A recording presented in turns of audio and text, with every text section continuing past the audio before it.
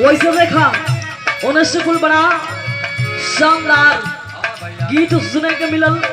बहुत बढ़िया बढ़िया बात। जब हम मंच से नीचे उधर के माला चल के लिए कहत हुई कि हम तब से वो सियात है। हाँ संतोष जी तो कहते कि तब से वो सियात है।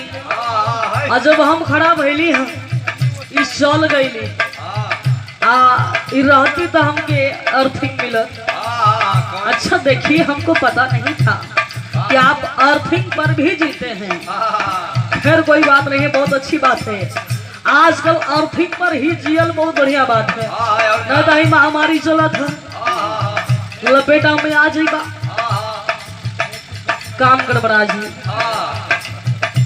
तो देखा ही कौन मेहरारू कह तू सहो के कहीं से माथ जबू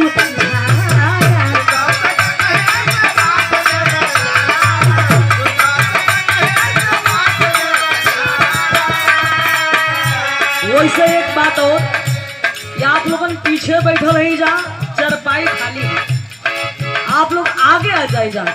जैसे लगा था कि अगवा लोग खत्म हुआ ही ना हुआ कि वही ना।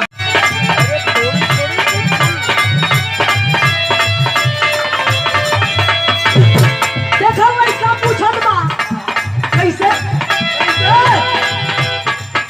कि कई हरी से जब ससुरा गई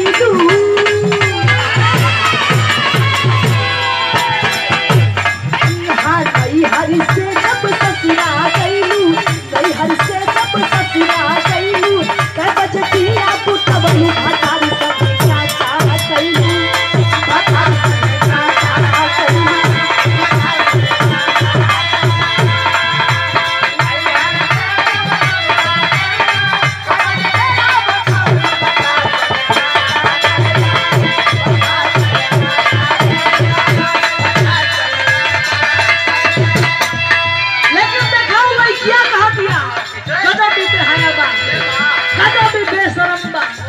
एकर आदत नहीं गई लाजो न लागे तुम्हारा लाजो न लागे तुम्हारा पूछे मैं जाई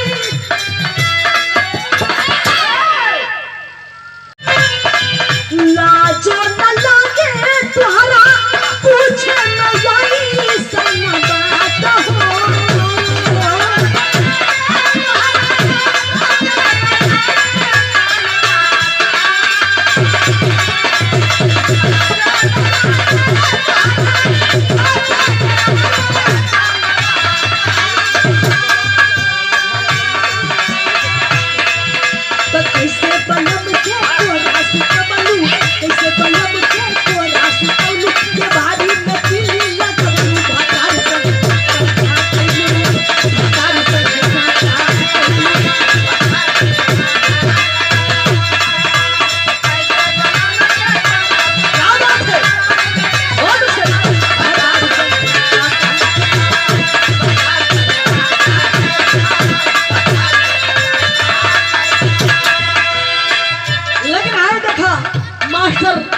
इशारा कह दे यो देखा कोनो लड़की के संगे घटना घटल बा।